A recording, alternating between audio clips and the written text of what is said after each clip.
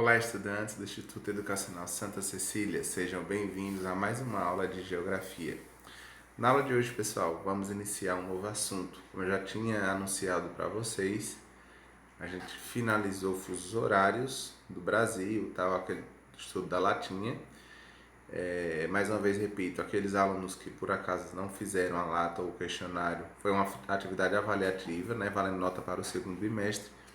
Entre em contato comigo para justificar, para explicar, para ver como é que a gente pode fazer para que vocês não fiquem sem essa nota, tá bom?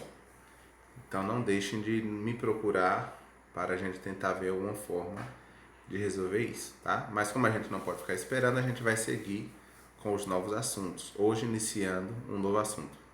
Eu já tinha dito a vocês que dessem uma olhada, né? Alguns que já tinham terminado nesse novo capítulo, que é regionalização do território brasileiro. Ele é a unidade 4, né, deixa eu só tirar daqui, ok, do livro 2 de vocês, né, de Geografia, que tem essa temática, regionalizações do território brasileiro. E aí, pessoal, a gente vai lembrar um pouco de conceitos trabalhados no sexto ano. Eu sempre gosto de repetir isso para vocês. A geografia é uma ciência muito interligada. Seus temas, né, seus conceitos chaves, eles estão ligados com toda a geografia que vocês vão estudar o resto da vida, até o terceiro ano do nível médio. E se por acaso algum de vocês partir para alguma área no nível superior que esteja relacionada à geografia, vocês vão continuar vendo esses conceitos. Quais são esses conceitos básicos que nós trabalhamos no sexto ano? Paisagem, território, lugar, região, redes, né? Então são conceitos chaves aí da geografia que a partir deles, quase todos os estudos geográficos, eles se desenvolvem em cima de um ou mais desses conceitos. E aí quando nós falamos de regionalização do território brasileiro, a gente está usando, né, dois conceitos lá trabalhados no sexto ano. Quais são eles? Região e território.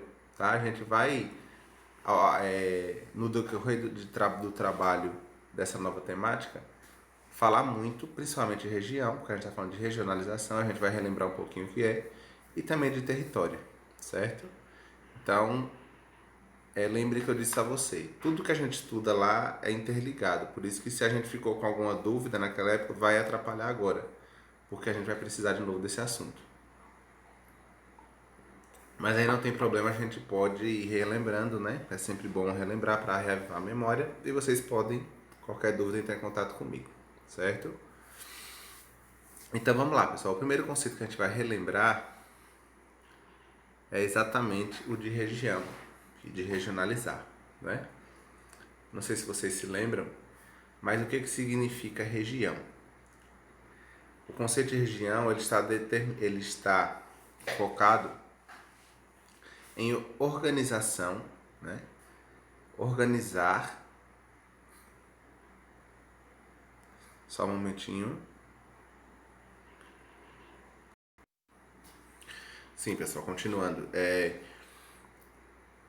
O conceito de região está ligado à organização através de algum estudo, né, de determinado território com características iguais, né, ou parecidas, sejam elas em relação à natureza, à economia, a pessoas. Isso o que vai dizer, a forma que esse território vai ser regionalizado, é o estudo que está sendo feito em cima dessa área, certo? As formas de regionalização, os critérios para regionalizar, é de acordo com o estudioso que está por trás daquela regionalização. Hoje a gente vai ver alguns tipos de regionalizações, alguns autores, né? Eu vou dar um exemplo para vocês de uma forma de regionalização que a gente já trabalhou esse ano, não foi nem ano passado, foi esse ano. Os domínios morfoclimáticos, certo? Eu até coloquei um mapinha dos domínios para a gente ver. Os domínios morfoclimáticos são um tipo de regionalização.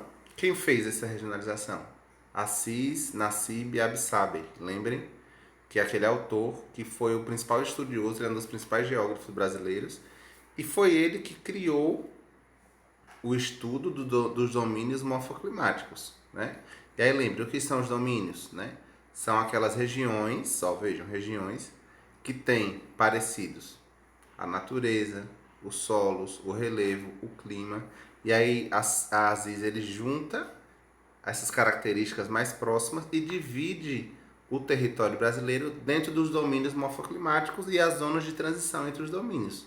Isso é uma forma de regionalização, de organizar determinado território em um mapa, um espaço, de acordo com o estudo.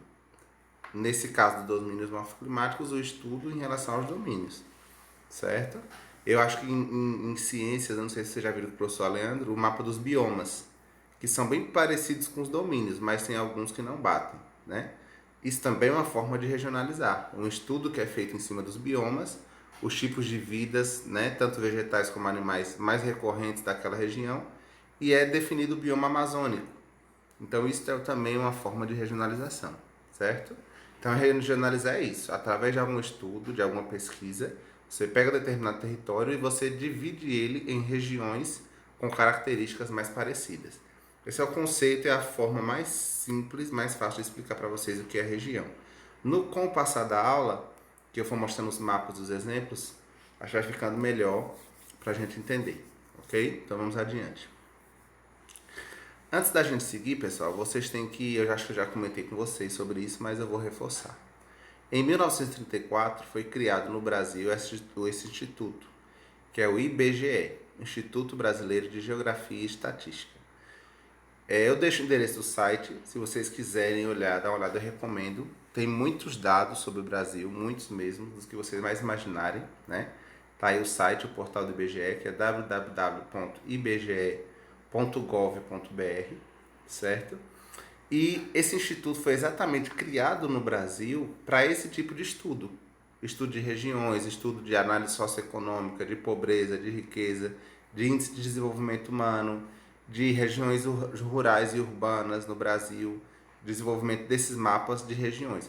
Então lá vocês vão achar muitos dados geográficos do Brasil, estatísticos, números em relação como eu falei, a riqueza, a pobreza, quantidade de cidades, número de cidades. Se você digitar lá, tem o IBGE Cidades, que você vai ver os dados de Águas Belas, todos os dados, quantidade de população, escolaridade da população, número de analfabetos, tudo, certo? Inclusive é o IBGE que faz o censo demográfico. O que é o censo? É a contagem da população do Brasil, né, absoluta. Então, de 10 em 10 anos existe um censo. O último foi em 2010. Seria para acontecer esse ano, em 2020, mais um censo para atualizar os números, né? E teria as pessoas que passariam de porta em porta para pegar os dados, quantas pessoas moram na casa, e aí elas aproveitam para fazer um perfil socioeconômico. Elas perguntam se as pessoas trabalham, estudam, qual a renda daquela família, e depois todos esses dados vão para o site do IBGE. E a gente consegue consultar várias informações interessantes sobre o país. O IBGE é um excelente site de pesquisa escolar, que a gente precisar de dados. O IBGE é essa empresa, certo? É a maior empresa do Brasil em relação a esse tipo de trabalho, de pesquisas, de estatísticas, certo? Infelizmente não houve ainda o censo, eu não sei como é que vai ser resolvido, por conta da pandemia, né? Atrapalhou tudo. Mas esse censo tem que ser feito, que é justamente para atualizar esses números, certo? De 10 em 10 anos. Então, esse ano de 2020 era para fazer. Talvez se para o ano que vem, ou eles façam de outra forma, tá bom? Então fica a dica aí para quem quiser acessar esse site, dar uma consultada depois e olhar as informações que ele tem lá, são bem interessantes. Então vejam, pessoal, a divisão que nós temos hoje regional do Brasil, né, que é das regiões geoeconômicas, as 5 regiões principais, a gente já até estudou um pouco. Ela vem de 1988 para 1990, mais ou menos, no período da nova Constituição Brasileira, a nova lei, certo?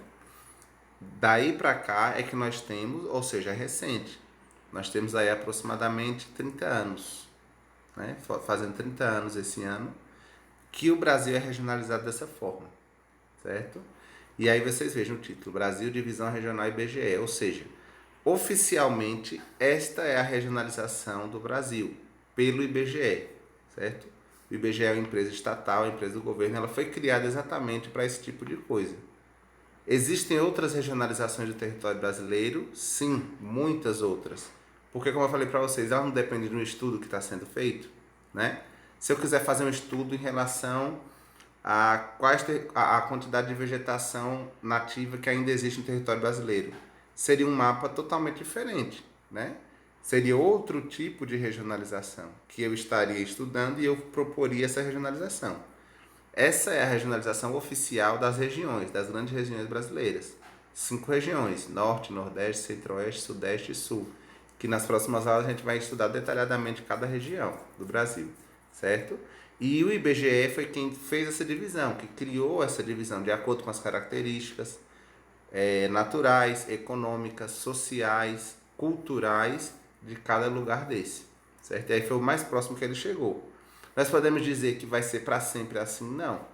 Pode ser que o IBGE depois chegue à conclusão que ele pode fazer alguma mudança, certo? Então, é isso. O IBGE ele é hoje um instituto que o Brasil se baseia nos dados oficiais das regiões, das 5 regiões do Brasil, para dizer que essa é a regionalização oficial. Percebam que ela também segue as linhas dos territórios dos estados. Elas respeitam o limite. Lembra que no domínios morfoclimáticos eu dizia a vocês que o Assis Assib Abessaba ele não estava preocupado em respeitar a linha do território do estado. Ele estava preocupado em saber onde é que aquele domínio morfoclimático ocupa a área. Pode pegar metade de um, começo de outro, ele não está nem aí para isso, certo? Já o IBGE ele procura respeitar os limitantes dos estados, tá? Vários tipos de regionalizações, como eu falei para vocês. E aí, pessoal, já para exemplificar, para ficar mais claro essa questão, eu trouxe o mapa, né, dos domínios morfoclimáticos que nós trabalhamos no primeiro bimestre, né? Tá aqui à direita de vocês, e o mapa das regiões, da divisão regional que a gente acabou de falar, certo? Do lado esquerdo de vocês, com as 5 regiões do Brasil. Então vejam, qual é a diferença de um para o outro? O território, aí vamos falar de território, zona de poder. O território é o mesmo, território do Brasil, certo? Mas a regionalização é diferente. Percebam que do lado dos domínios morfoclimáticos, a preocupação dele é achar o domínio, que tem características parecidas: clima, vegetação, solo, relevo, regime de chuvas e tudo aquilo que a gente estudou no primeiro bimestre. Então vejam, a caatinga em vermelho, ela não obedece um território, um estado, ela tem o seu formato, que é onde tem as mesmas características. As faixas brancas, que são as faixas de transição, elas não respeitam nenhum limite, certo? Já o mapa da divisão das regiões, criado pelo IBGE, ele tem os limitantes. Por quê? Aqui é um estudo diferente. As regionalizações se dão através do estudo a qual aquele autor se propõe a regionalizar, qual o objetivo que ele tem, certo? Então eu trouxe esse exemplo bem claro de um assunto que a gente já trabalhou no primeiro bimestre e outro que a gente vai trabalhar agora, para vocês entenderem essa diferença de regionalizações.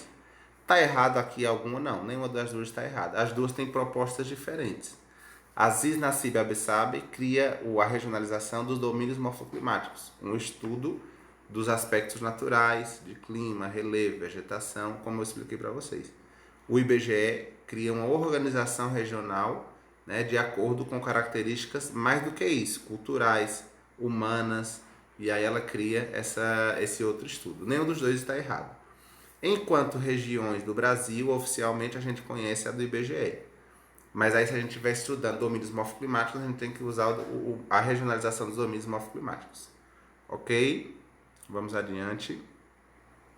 Então, pessoal, no livro de vocês, tem alguns exemplos de outros tipos de regionalizações criadas no Brasil através de alguns estudos.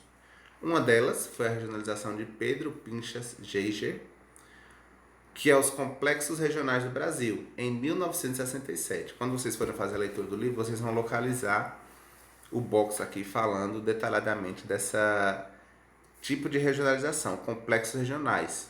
Pedro acreditava que os complexos regionais do Brasil são apenas 3, certo? Ou seja, com características também principalmente econômicas. São eles a região amazônica, em verde, que aqui nós podemos ver, né? A região amazônica. A região nordeste, aqui nesse azulzinho claro. E a região centro-sul, em amarelo. Certo? Por que ele pensa dessa forma? Porque ele está falando em questões principalmente econômicas também. certo? Não, sociais e econômicas. E aí, vejam que interessante. Aqui nesse ponto, vejo que alguns estados são cortados ao meio. Pedro ele também não respeita a questão dos estados. Por exemplo, Minas Gerais. Vou dar um exemplo aqui, este estado aqui para vocês. Deixa eu mudar a cor, porque aí fica melhor de vocês enxergarem. Aí, ó. Minas Gerais, certo? Grande parte do estado de Minas Gerais, dentro da regionalização de Pedro, está dentro da região centro-sul, em amarelo. Mas uma partezinha norte de Minas Gerais está dentro da região nordeste, em azul. Por quê? Porque essa partezinha norte de Minas ela tem muitas características de vegetação, de clima e de população de cultura do nordeste. Ela está mais ligada às culturas e à questão social do nordeste do que da região centro-sul, que é uma região mais rica, que tem uma economia mais forte. Então, por isso que ele vai e deixa um pedacinho de Minas Gerais dentro da região Nordeste. Tá errado? Não. Por quê? Porque é um estudo que ele fez, é uma regionalização feita por Pedro. Certo? A gente não está falando do modelo oficial do IBGE de 5 regiões, a gente está falando dos complexos regionais de 1967, criado por Pedro Pinchas. Então, dentro do estudo dele, a regionalização dele seria apenas em 3 regiões do Brasil. Compreendem? Então, no caso, a gente não pode dizer que existe uma regionalização certa e outra errada.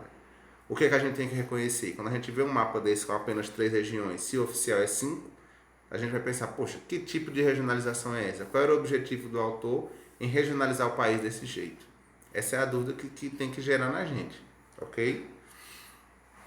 Outro exemplo, pessoal, de regionalização diferente é a regionalização de Milton Santos e Maria Laura, que também foram geólogos brasileiros, estudiosos.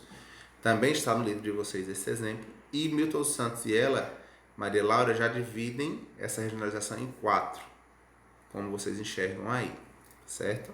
E aqui no livro de vocês fala como ele chegou a essa conclusão de fazer essa divisão. Qual foi o estudo que ele fez para fazer essa divisão? Então vamos lá. Amazônia em verde, né? Qual a visão de Milton Santos em cima disso? Caracteriza-se pelas baixas densidades demográficas, ou seja, poucas pessoas moram nesse território, e técnica, ou seja, a técnica também é rudimentar. Lá o que predomina mais é a natureza, certo? Os sistemas informacionais aparecem representados pelos satélites e radares que monitoram a região. A tecnologia lá, basicamente, ela está ligada aos satélites e radares que monitoram. Eu já até falei, teve um assunto que eu falei com vocês sobre isso, que a região amazônica ela é bem monitorada, até para tentar impedir ou diminuir o desmatamento, né? Na região Nordeste, em laranja aí no mapa que vocês veem, Milton Santos chegou à conclusão seguinte no estudo. Área de povoamento antigo, na qual o processo de mecanização ocorreu de maneira pontual e pouco densa. A infraestrutura e as redes informacionais realizam-se de modo descontínuo e em apenas determinados locais. Então ele vê uma desigualdade muito grande no Nordeste. Não houve um desenvolvimento em massa da região Nordeste. Então ele vê essas características e por isso ele regionaliza o Nordeste separado, em laranja, como vocês veem.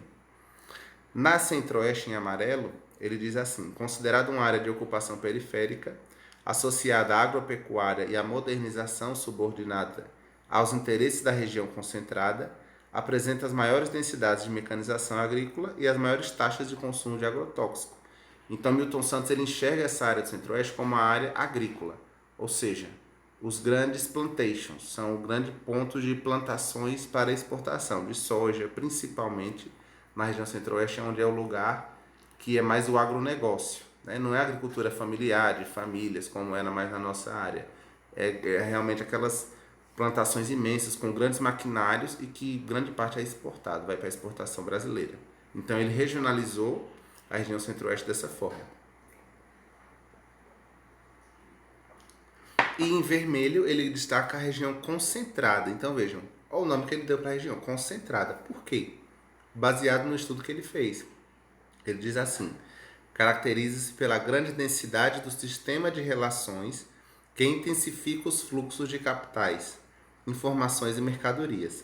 A cidade de São Paulo tem funções de cidade global, que reforça sua influência sobre o território nacional. Então vejam, pessoal, por que Milton Santos diz que é região concentrada? Porque nessa região em vermelho do Brasil aí, nesses estados onde está destacado, é onde acontece todas as negociações, todo o fluxo de mercadorias, de dinheiro, de gente. Grande parte de tudo que acontece no país em relação econômica e de eventos importantes está ligado nessa região concentrada do Brasil. Tendo São Paulo como cidade global, ou seja, São Paulo ela está no nível de Nova York, né? Dessas cidades do mundo que são das mais importantes em termos de negociação, de dinheiro, de fluxo, de capitais, de pessoas. Nós vamos estudar com mais detalhe quando a gente vai estudando região por região, que a gente vai estudar a região sudeste, nós vamos se aprofundar um pouquinho em São Paulo, certo? Mas aí vejam essa regionalização de Milton Santos. Ele fez esse estudo em cima do Brasil, esse estudo econômico, e chegou a essa conclusão, em dividir em quatro a regionalização brasileira nessas quatro regiões. E ele explica por quê. Como eu li aqui para vocês no livro, se vocês quiserem ler novamente, só é vocês irem e ler de novo, ok? E aí, pessoal, para fecharmos, como eu disse a vocês, dei o exemplo, vejam que interessante. Existem milhares de formas de regionalizar o território brasileiro. Por que, professor, que existem tantas formas assim? Qual é a correta? Eu já disse, todas são corretas. Toda regionalização ela é baseada em um estudo anterior, em alguma pesquisa, em algum estudo, em algum problema que existia de alguma forma, e o resultado desse estudo vai ser essa regionalização, essa mostra de resultados, certo? Então eu pesquisei para vocês esses quatro mapas para exemplificar isso. São quatro mapas do Brasil, mostrando o território brasileiro, só que foram regionalizados de quatro formas diferentes. Por quê? São quatro estudos diferentes de coisas diferentes que pesquisadores foram pesquisar. E saiu quatro tipos de regionalização diferentes. A primeira que vocês podem ver aqui, deixa eu mostrar aqui para vocês. Essa primeira, né, é uma regionalização baseada nos índices de pobreza do país, certo? Então ela mostra o quê? Aí de acordo com as cores. Que nas cores mais escuras, que você vê principalmente na região Nordeste, 43,5% das pessoas vivem em situação de pobreza, certo? E aí você pega na região Norte também, que é uma coisa um pouco mais clara, também essa mesma taxa, 43,1%.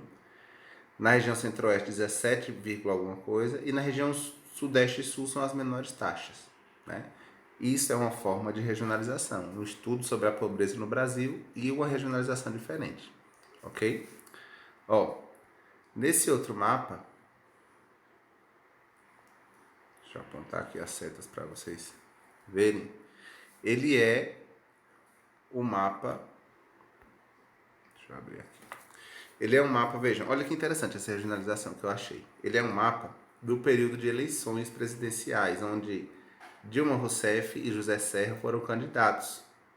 Então eu localizei esse mapa e achei interessante trazer para vocês. Olhem, esse mapa foi criado de acordo com os resultados das urnas. Em vermelho está os estados onde a candidata Dilma Rousseff teve mais votos.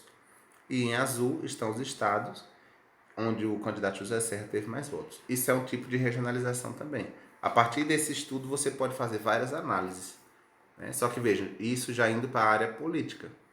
É outra forma de regionalizar. Compreendem? No mapa abaixo, né, que é esse aqui, deixa eu circular ele.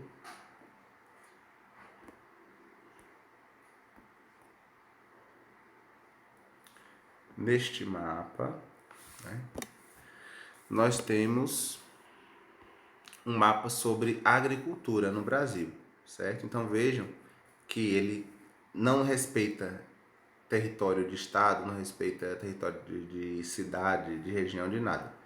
O que é que ele faz a análise?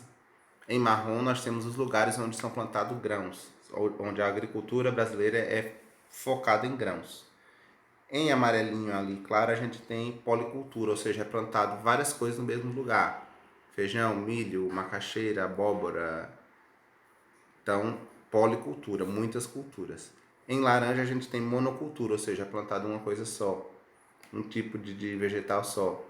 No verdinho claro, pastagens. Então, isso é uma forma de regionalização, é o resultado de um estudo de uma regionalização voltada para o estudo agropecuário, da agricultura feita no Brasil. Outro tipo, vejam. E por último, esse que eu achei bem interessante, foi um mapa através de um estudo de quanto tempo demora. Veja só, esse mapinha aqui, ó. Prestem atenção nele. De quanto tempo demora, né, para uma pessoa sair da onde você mora e ir até a cidade. Olha, veja, interessante. Neste mapa, as partes em preto são as partes que mais demoram para a pessoa sair de onde mora e ir até uma cidade, uma zona urbana. Essas partes em preto que vocês veem no mapa, que é mais aí na Amazônia, é mais de um dia. Leva mais de um dia para a pessoa sair de onde ela mora e chegar numa cidade. Por quê? Porque esse pessoal que mora na Amazônia, a maioria eles têm que pegar barcos. Não existem muitas rodovias, né, estradas. A maioria do trajeto deles é feito em barcos e demora muito para chegar nos lugares. E esses mais claros, onde vocês veem esses pontos de luz fortes, são os lugares que as pessoas já vivem dentro da cidade. Então é zero.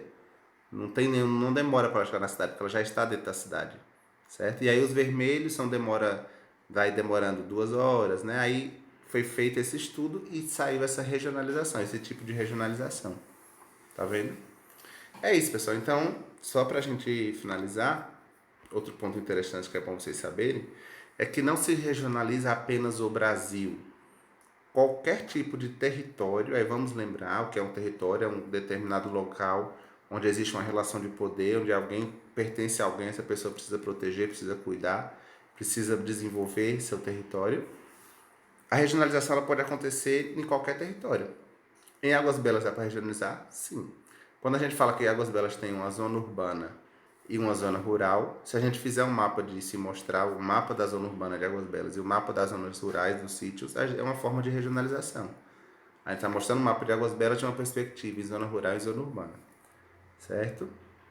Se eu quiser dizer, vamos refazer um mapa de regionalização da escola Santa Cecília, dá para fazer? Dá. Qual é o objetivo do estudo? Descobrir quais áreas da escola servem para praticar atividade física. Então nós pegaríamos o mapa da escola, estudaríamos e a gente chegaria à conclusão que as áreas propícias, próprias para fazer atividade física são o pátio, que tem uma quadra bem no meio da escola, que vocês sabem, e a área externa, onde tem a areia lá, onde tem alguns brinquedos e o campinho para jogar bola. Então, se a gente fizesse um mapa da escola, a gente pintaria de alguma forma para identificar essas áreas como áreas que podem ser praticadas atividade física e as áreas como sala de aula, como a entrada ali da escola, como a direção, como os banheiros, não podem ser realizada atividade física. Isso é uma regionalização, certo? Se eu pedisse para vocês, façam um mapa da casa de vocês, identifiquem qual o local onde vocês estudam na casa de vocês. Vocês provavelmente colocariam que estudam no seu quarto, na sala da casa de vocês, mas provavelmente vocês não estudam na cozinha, no banheiro, vocês não estudam. Então vocês iam fazer um mapa da casa de vocês identificando quais são as áreas que vocês estudam, o quarto de vocês e a sala, por exemplo, e a cozinha e o banheiro que vocês não estudam identificado de outra cor. Isso seria um mapa regionalizado através de um estudo de vocês, né, de uma análise, de uma pesquisa de vocês, uma regionalização da casa de vocês, do território da casa de vocês. Ok, pessoal? Então, isso tudo que a gente falou é para vocês entenderem esse conceito de região e de regionalizar. Tudo pode ser estudado e regionalizado, qualquer território. Beleza, gente? É isso a aula de hoje. A atividade para vocês vai ficar a leitura da página 382 até 386 do livro 2, unidade 4, que é a última unidade do livro 2, que exatamente está falando sobre isso que eu expliquei para vocês agora, né? E vão fazer a atividade de jogo rápido da página 386 até a 387. São apenas 3 questões. Tá bom, pessoal? É isso. Vamos continuar também nas próximas aulas aprofundando ainda mais o conceito de região. Qualquer dúvida, entre em contato comigo. Estarei online no horário da aula, né? E bons estudos para vocês. Até a próxima aula.